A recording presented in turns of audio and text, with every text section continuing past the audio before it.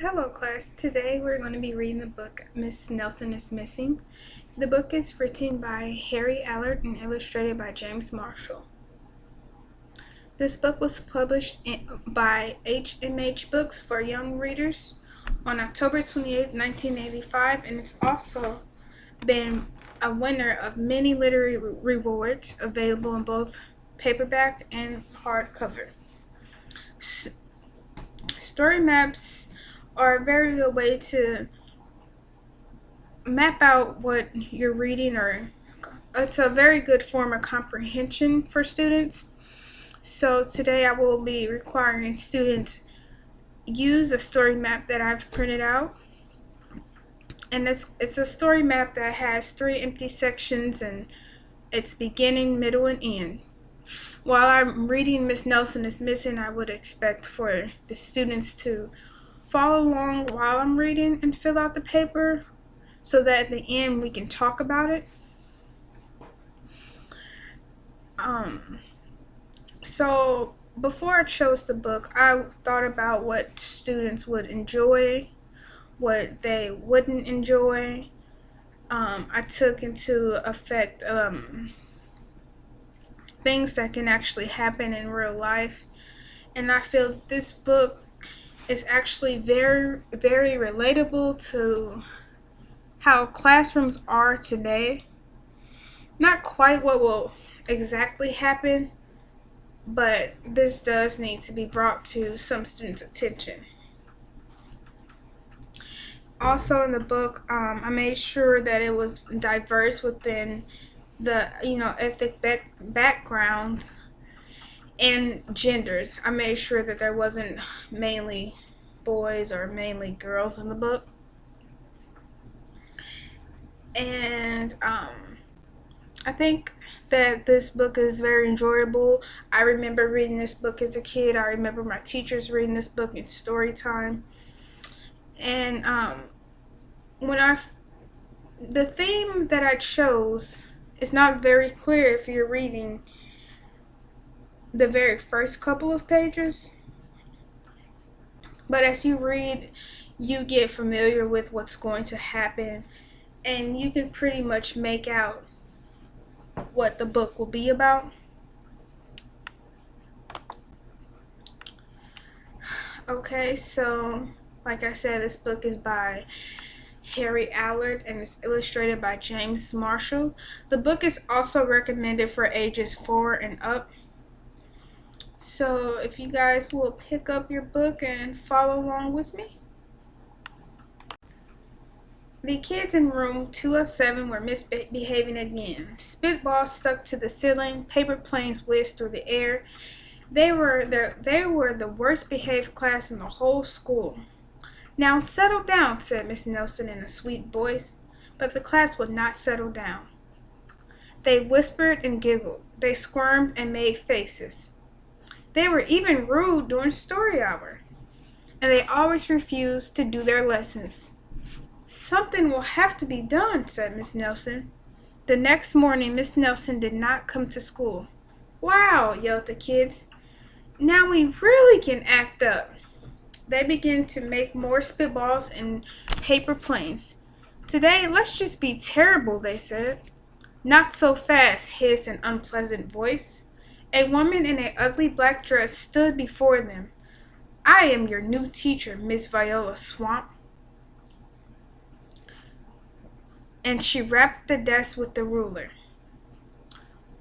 "Where is Miss Nelson?" asked the kids. "Never mind that," snapped Miss Swamp. "Open those arithmetic books."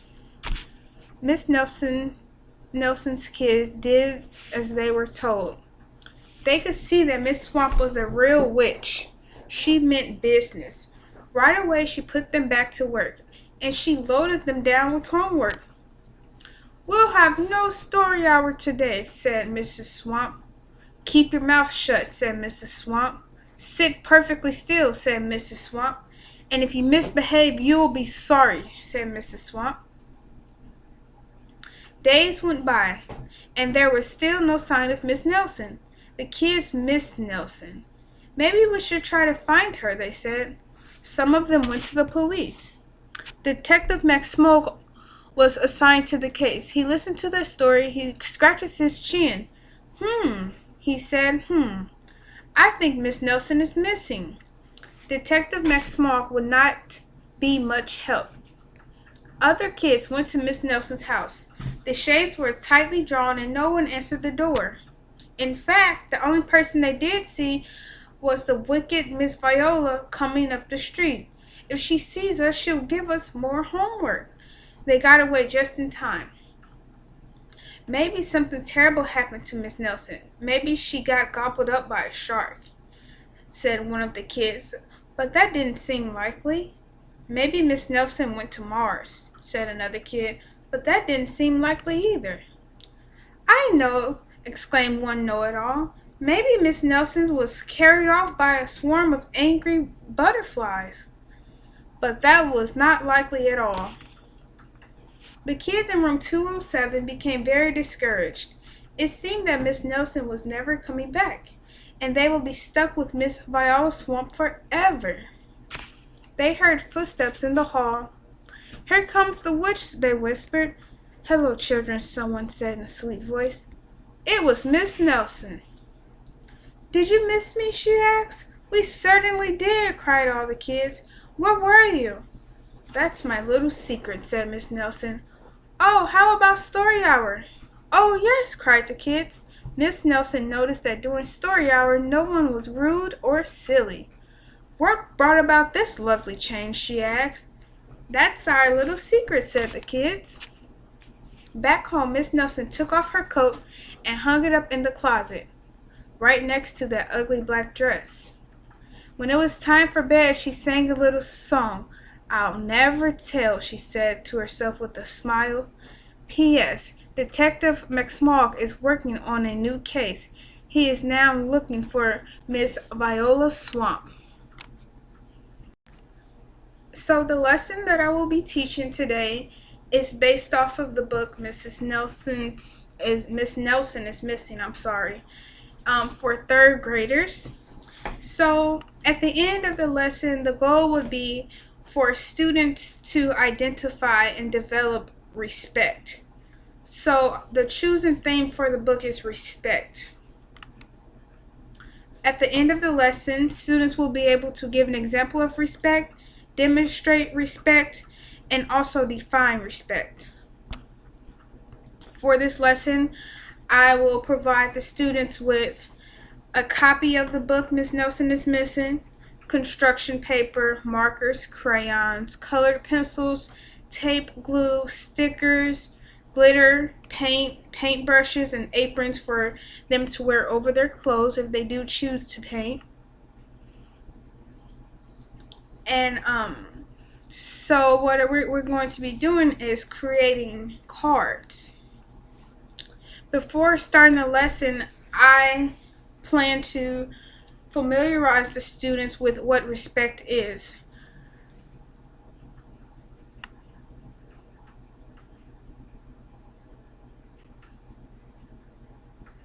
So during this time, I will go over the story map that the students were supposed to fill out, and I will answer any questions that they have. But before I do that, I would want them to turn in the paper. This is a way for me to see if they were listening and taking points or writing down information like they were supposed to. And then after that, we will get started on the art project. This is the fun part of the assignment. A lot of children do not like to read. They like to do hands-on activities. I was one of those students. I did not like to read. Till this day, it's still hard for me to sit down and read it all at once. I take several breaks.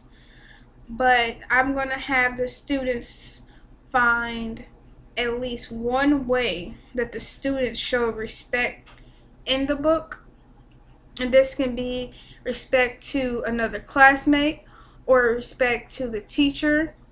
Looking at the pictures is also a very key way to find the answer to that question. And then after that, we will discuss it as a class about ways that the respect were represented in the book. And after that, I would require for them to construct a card with a message. It has to have a message on it. And the card will go to someone that they think, well, that they look at and think, oh, I highly respect that person. However, it cannot be someone in their family, just for the purposes of I would like to do this project at school and keep it at school so they won't have to go home and deliver these cards. And I think it'd be fun that way. By the end, we'll go on a small little in-school field trip and deliver our cards. And I will give them plenty of time to work on it. And I know that in some classrooms there are some students who might have problems or think that this may be too easy. So the students who are English language learners, I plan to modify the lesson by giving them a list of vocabulary words in both languages as well as flashcards. By providing this, they will be able to develop a message on their cards by often referring to the vocabulary list or flashcards for understanding. So if they were trying to figure out what they wanted to say but they couldn't translate it in English, they will have those words sitting next to each other in the vocabulary list or on the flashcards, or maybe even I can provide a dictionary for those students. That way they can figure it out. And for the gifted students, I will give them the option of either presenting their card or typing a letter to the person, and that way it'll give them more time to think. They're putting more thought into it. With the letter, that's actually challenging them by a lot. And for the students with learning disabilities, I will partner those students up with the gifted students so that they can have a guide, a reference, someone there with them. And if I do not have any gifted students in my classroom, then I will do that myself. So I will give them a little bit of time to do that, and then when we're all finished with that, we're going to go and deliver the cards to the people, the recipients of the cards. And to make sure that the students are listening and paying attention, I will use a guided practice method to test the students. And with this, I will have each student orally give me an example of respect. So this will be like on the way out the door. This will be the end of the day activity. Just each student just tell me a way that they show respect, or just something to do with respect, and I would prefer that they not repeat what someone has already said.